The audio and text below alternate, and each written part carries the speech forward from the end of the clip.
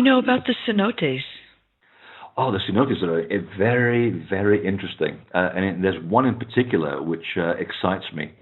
It's I'm trying to think of the name. It's called, and forgive me, Michael, Miguel, if you're listening to this, Balam Cache.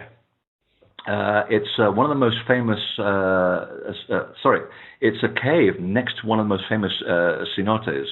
And a lot of them were used for ritual bathing, but this particular one also happens to be a sacred cave beside one of these cenotes. So originally, there were places where you'd sort of jump in as a way of baptism, ritual baptism, which is the first element in the element of ritual resurrection.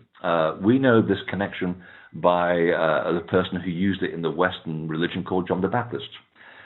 Anytime you have anything to do with resurrection or initiation, you have to be ritually bathed.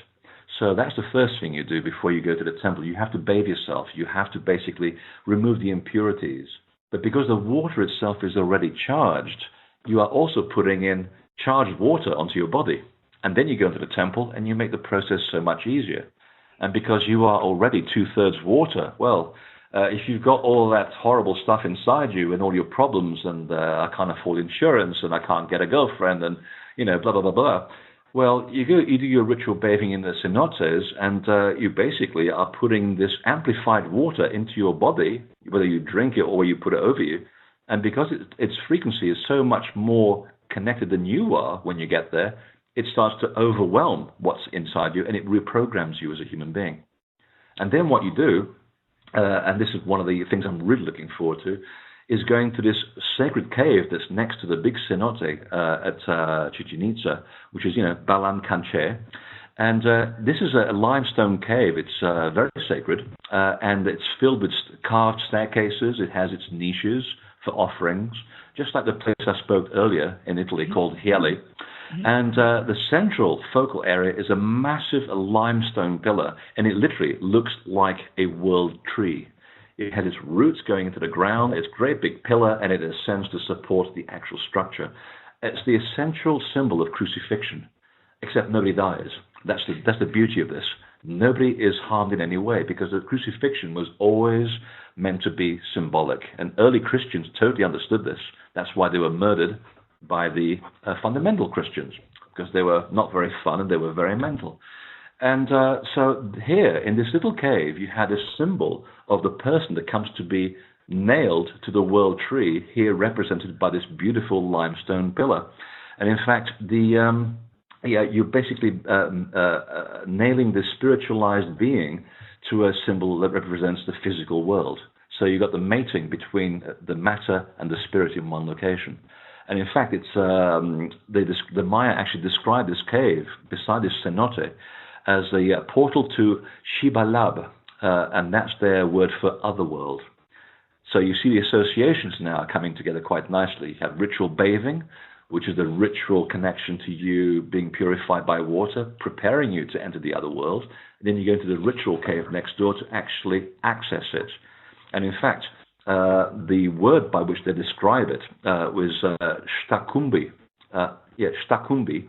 and it literally means hidden lady, which goes back to our original concept of sexuality and also the metaphor of the mating of the two sexes. Because when you go to this cave and you do your ritual of having an out-of-body experience and reaching the other world, you meet the hidden lady.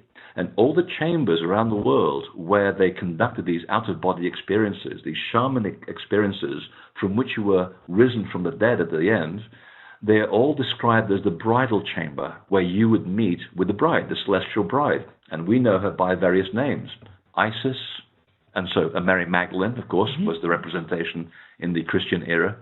So again, we have here a representation of something, a spiritual understanding, which transcends time and space, and we see this in different cultures around the world.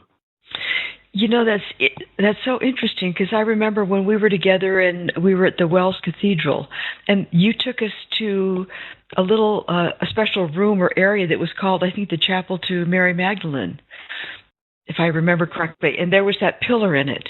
Yeah. That was like that. It looks like that tree in that cave, and it was like a sound chamber also in there. It was amazing. I'm glad people are awake and they remember the things I tell them on tour. It's right on. You're right on, actually. I forgot about that. Yes, and for those of you who don't know this, there is a beautiful cathedral. It's totally feminine. It's all made of limestone, and it's in England. It's called Wells because it's built on top of sacred wells, and you can still see the water from the wells running up and down the high street. They haven't capped it off. You're going out shopping, getting yourself a latte or picking up some groceries, and you're literally walking over the water that comes out of the well. In a modern city, it's incredible. And there's this beautiful Gothic cathedral. It was put there by the Cistercians, funded by the Knights Templar, who we now know are connected to the Mayan symbolism and to the other symbolism which they share with other cultures around the world. And off to the side, there's this beautiful round chapel called the Chapel House, and you go up these beautiful spiral staircase, which is made of limestone, and the whole thing is a round chamber. It's octagonal, which is a symbol of the matter and the spirit held in perfect equilibrium. Again, the geometry defines the reason why the building is built, and there's a central pillar, and it's made of little blue granite, and incised with limestone. And you sit there on the periphery of it, totally quiet. And whenever we've gone there, we've always been the only people there as well, which is wonderful, because you drop a pin and you could hear everything, just like the ball court. And you start humming slowly, and the whole sound starts manifesting backwards and forwards. And you start getting this out-of-body experience as you're sitting there. And there's this central pillar. And you look up, and I tell people, now, class, if you start deciphering the building and the elements and the numerical values of the building, if you count the number of ribs that are holding up the ceiling, how many do you count? And of course, the answer is 32. And I said, add the central pillar. How much does that make? 33. I thought, right. Ever heard about the 33 degrees of Freemasonry? Right. You're looking at it. Because it literally is the angle and the numerical value of gravity and anti-gravity. And that's the one element you have to overcome to escape the body so your soul can have an out-of-body experience, which brings us full circle back to the start of our conversation today. The whole concept of the Maya being obsessed with overcoming gravity, the ascent of the soul while it's still in the physical body, to have an out-of-body journey, come back, remember that it's a God, and come back with information that will help you in this particular physical and very troublesome world. Which is the whole concept of traveling to these Maya temples, ancient temples of the spirit, is to get you to get out of your physical body, get out for a little bit, and come back and recognize you're much bigger than some of your parts. So it all comes around again, full circle.